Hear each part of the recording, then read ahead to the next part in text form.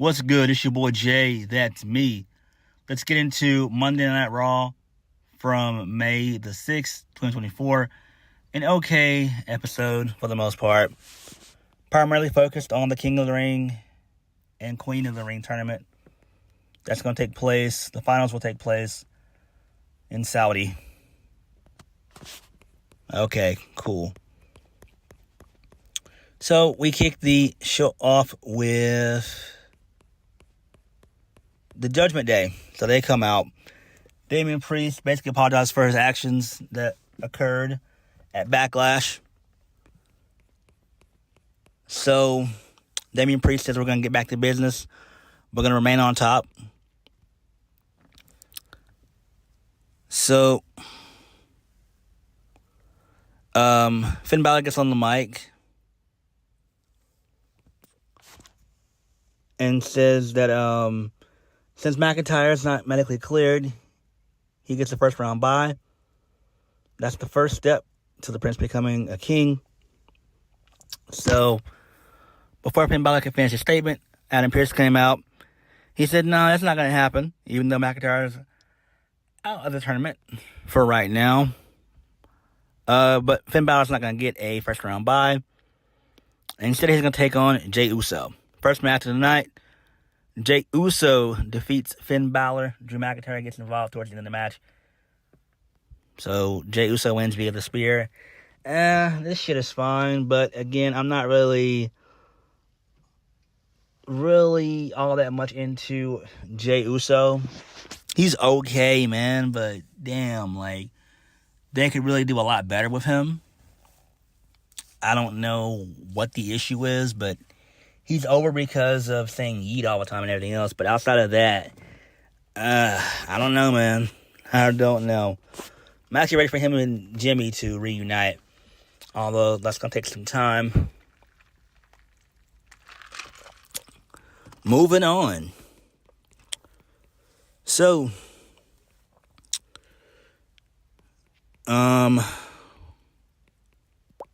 Adam Pearce, he follows an irate Drew McIntyre to the parking lot. So McIntyre says he'd have taken up his arm and fought unlike CM Punk. Adam Pearce says once Drew McIntyre made his injury public, they had no choice but to look into it and assess the fact that he wasn't medically cleared. It has nothing to do with Jey Uso. It has to do with his arm. McIntyre's furious and gets to his car and he dips out. And then we see another QR code of Uncle Howdy, which is great. Hopefully we get that soon. Then CM Punk pulls up. So CM Punk tells Adam Pearce they have the truck play his music because he has something to say. So CM Punk comes out to a pretty good ovation. He said that he was locked in Connecticut for 2 days. He was locked up in the office for 2 straight days. Then CM Punk pokes fun at Drew McIntyre for not being here because he wanted to kick his ass. Punk said he would he would hold this show hostage. He's not going to ask what they talk about because that's someone else's deal. Punk talked about his injury at the Royal Rumble, how he sustained it when McIntyre did a DDT to his arm, DDT. Punk then said that he's a 5-tool player. McIntyre's just a tool.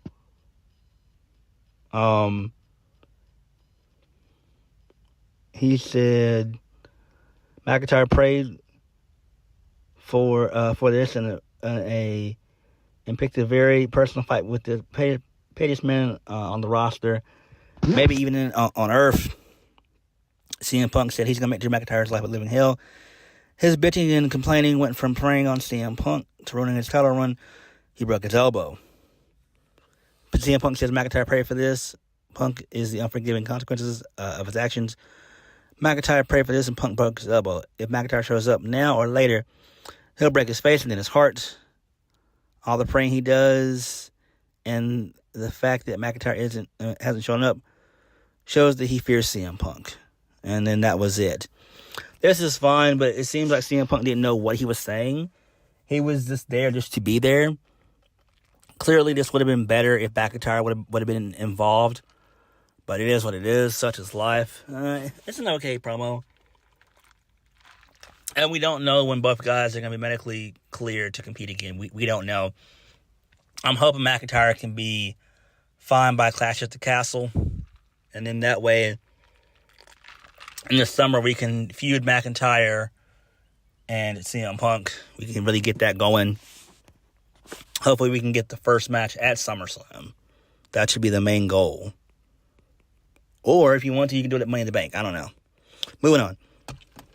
Ricochet, he's backstage with Kathy Kelly. She asks about him facing Ijla Dragunov in the King of the Ring tournament final. Ricochet says he respects Dragunov, what he did in NXT. This is Ricochet's moment. Braun Strowman walks up, and the two of them embrace. Kathy Kelly asks why he interfered in Judgment Day's business last week. Strowman says he won't let bullies get away with anything. Tonight's about Ricochet. Okay, let's not go about the Ryback route. Let's not do that shit at all right? Braun Strowman should be like, hey, look, I want the world title. I want to be world champion. Or hopefully he can do stuff with the Wyatt Six. I mean, something. I don't know. Moving on, so this leads us into the Queen of the Ring first round fight tournament. So, Io defeated Natalya. Didn't watch the match. You guys know I don't give a fuck about Natalya. So, Dakota Kai gets on the microphone. She says 2 years ago, they took over Raw when they took out Becky Lynch. Now they're back on putting everyone on notice. Io just dominated Natalya, and Dakota Kai is taking Asuka's place against the Bird Lady, Lyra. Asuka's injured, which sucks. So she sustained a legit injury at Backlash. Oh, well, it happens. There's a lot of injured guys and girls on the list right now. All across, WWE and AEW, and even TNA, I believe, too. Dakota Kai has a warning for Bianca Belair and Jade Cargill. They're coming for the titles. As for Becky Lynch, when she's done with Liv Morgan, they're also taking her title. They're taking everything. Okay, that's fine. Moving on. Ijla Dragunov defeats Ricochet. He wins via the H-Bomb. This was an okay match. I did enjoy it. But it was a little bit too damn indie with the no-selling and stuff. That's the problem. That's the problem. All right? I do have an issue with that. I really do. I know some people are upset about Ricochet, thinking that he's like at a standstill. He's not. Ricochet is a fine utility guy. All right? He's not good on the mic and everything else. Now, I know people are thinking about he might turn heel or whatever, but he's not. What do you do with Ricochet going forward? I have no idea. Maybe they could bring back a WWE version of Prince Puma and put him with somebody. Really, I don't know. If you want to, you can put him back down in NXT for a while if you wanted to. I think that would be pretty cool.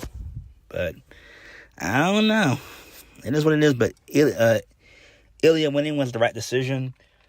This could be leading to a match between Gunther and Ilya. But I do think that the finals will involve Ilya and Gunther. I know some people say that they said that it's going to take place on Monday Night Raw. No, that's bullshit. I call total bullshit. That's going to happen at Saudi Arabia. Those are my two picks to win anyway. So whether Ilya wins King of the Ring, I'm fine. Or whether Gunther wins King of the Ring, I'm fine. Either or. They're going to be fine. Both guys are going to be fine. Moving on. So Sheamus, he's backstage with Jackie Redmond. She asks about facing Gunther, his old nemesis. Sheamus says he had to fight through medical procedures to get back to the ring. The thought of King Gunther is unbearable.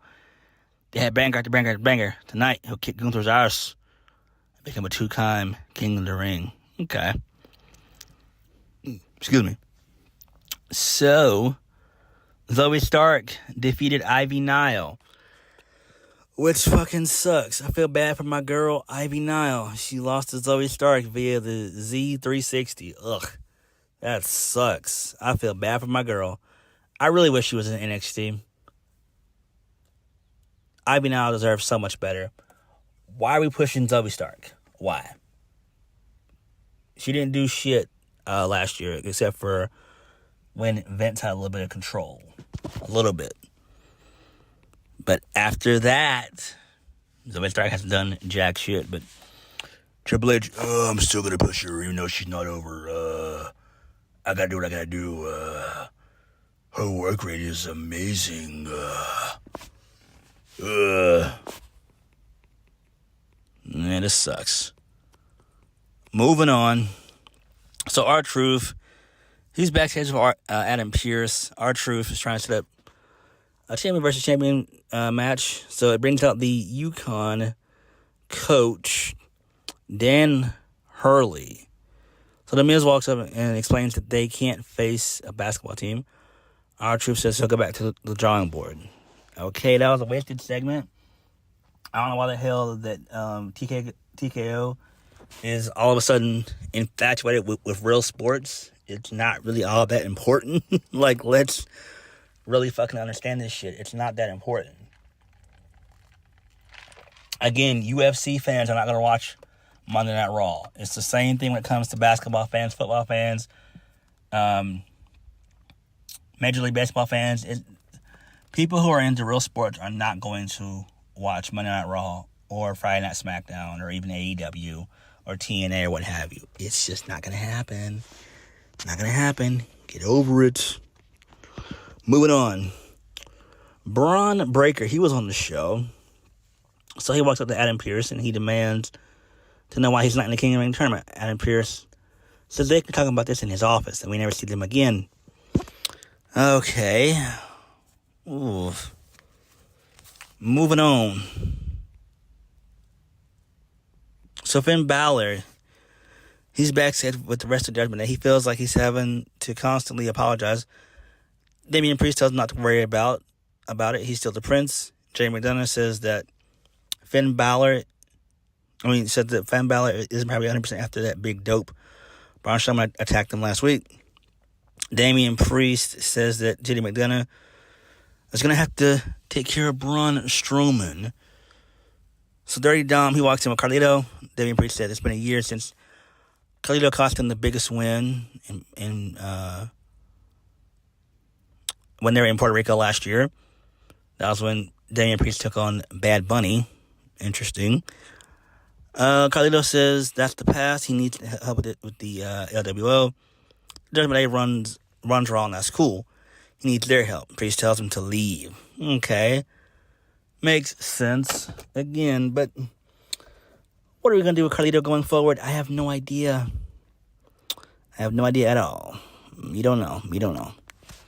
Don't know, guys. Don't fucking know. This is alright, but again, this is still teasing a Damian Priest face turn. It's coming, and it needs to happen. It's time to break the Judgment Day. Moving on.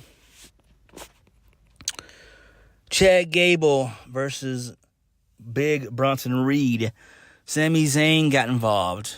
Yawn. We all knew you weren't going to have another heel defeat another heel, so why fucking do it? So Sami Zayn gets involved. He takes out Chad Gable, and then Bronson Reed ends up taking out both Sami Zayn and Chad Gable, setting up a triple threat match with all three guys involved for the IC title at King of the Ring in Saudi Arabia. Oh my God, I hate this shit. I hate triple threats. Oh no, I hate triple threats. I don't like them. I am so tired of these multi-man matches. I really am. I mean, you could easily have just done Sami Zayn and Bronson Reed again. Maybe, I don't know, next week. Don't know. Who cares, though? Moving on. So, Bronson Reed, he walks backstage and He runs into Adam Pearce. Adam Pearce asks what was Bronson Reed's excuse for attacking both of them. Bronson Reed said he doesn't care about Sami Zayn or Gable. He just wants the Intercontinental Championship. If Pearce wants control, he knows what he has to do. Okay, yawn. Not really all that important. Moving on, we get a Lyra Valkyria hype video. Okay, that's fine, I guess, but she wasn't that enthusiastic, and I don't know why. I don't know. Does Triple H really have any real plans for Lyra? I don't know. We shall see. We shall see. Moving on. Gunther, he's backstage. He doesn't care about bangers. All he cares about is being the best of all time. If he has to expose Sheamus, a people pleaser, as a failure, then he will. He is the ring general and soon to be king of the ring. Okay, cool. Becky Lynch comes out. She has a sit-down interview with Michael Cole, which bored me beyond belief. They showed her at the 150th Kentucky Derby. Oh my God, she looked like a clown that had on an astronaut helmet for whatever reason. I have no idea why. Her and Seth Rollins are they're so eccentric and weird. I mean, they're so I can't think of a word to describe them. They're just out there. They're extremely out there for whatever reason. I have no idea. Seth looks like he's on drugs or something. I don't know, man. I really don't know, man. Seth Rollins, I don't know, bruh. Anyway,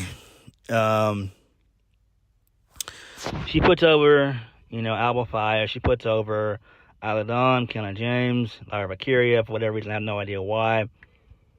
She even put over Zelina Vega for whatever reason. Then, thankfully, Liv Morgan came out. So, Liv Morgan can't believe that they didn't bring her up. She's still tired of being overlooked and underestimated. In Becky Lynch's case, forgotten. She's the former women's champion, multi-women's tag champion, and beat Nia Jax in the ring last week. She took out Rhea Ripley. After all of that, she can't get an ounce of respect out of Becky Lynch. It blows her mind. So let's talk about the title match that Becky Lynch promised her. Becky Lynch says it's going to happen in 3 weeks at the King and Queen Ring of the Tournament.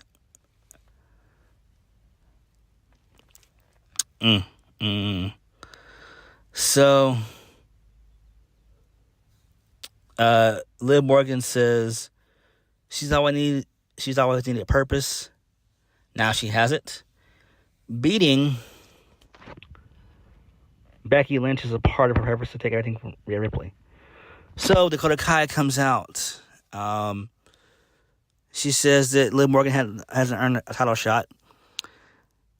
They have the Queen of the Ring tournament on lockdown. The EOS guys are making in second round.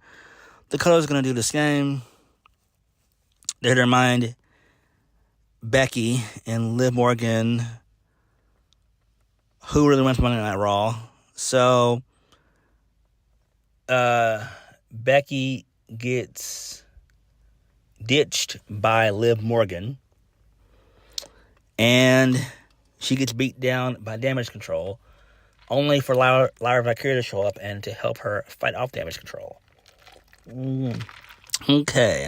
Not really all that important. Moving on. Sami Zayn is backstage with Jackie Redmond. She mentions the personal issue with him and Chad Gable. Now, Big Bronson Reed's in the mix. Sami Zayn says there's a lot going on. He has to juggle the emotional and business sides. Sami Zayn says they have a triple threat at King and Queen of the Ring in Saudi Arabia. Sami Zayn will walk out as Intercontinental Champion. Okay, yeah, I just said that. Moving on. Lyra Valkyria defeated Dakota Kai. Okay. She wins via the Nightwing. I hope Triple H has some plans for my girl Lyra. Lyra is pretty good. She just needs to be better on the mic. Moving on. Kofi Kingston impressed me with a promo. He says that the King of the Ring tournament was supposed to be where Xavier Woods would run it back, but Gunther took it away from him because of Gunther. Woods can't compete. If Gunther advances, then Kofi Kingston can't wait to face him and give him what he deserves. First, Kofi Kingston has to get through one of the greatest of all time, Hall of Famer Rey Mysterio. As much respect as he has for Mysterio, he has to put him down first. Kofi Kingston has to win this with the King of the Ring tournament for Woods. After all these years, 3 words still ring true. New Day rocks. Yeah, not that last part. This is a good promo. Now, unfortunately, this is going to be taking place on a house show over the weekend. I want to presume maybe Saturday or Sunday. Either or is fine. But why are we not getting this on television? I don't even think that Rey Mysterio and Kofi Kingston have crossed paths at all. I really don't even think I can remember. They definitely didn't do it in the early 2000s. So, again, why we're not getting this on national television, I don't know. Triple H doesn't know what he's doing sometimes. And this is one of those instances which that is the case. Moving on. Main event of the evening. Gunther versus Sheamus. Gunther wins via the Boston Crab. Gunther really is the man of 1,000 holds, basically. He has no finisher, which is great. I love that. Like I said, Gunther winning makes perfect sense. And Sheamus got his ass beat. And Sheamus looked like chest looked like he had been chopped. He had been hit with a meat grinder in his chest. That's how bad it looked. I'm like, damn. But that was Monday Night Raw. Really, it was 95% King of the Ring. King of the Ring. I mean, that's fine if you're into that stuff. I mean, it's alright. We still gotta do this for another 2 weeks. Probably gonna be the same thing on SmackDown. Ugh. I will be glad when we can get some real story going on. There was no angles in this show at all. CM Punk didn't even know what he was gonna really say. I don't know. But this show was okay, I guess. But what did you guys think? Like, comment, subscribe. Peace.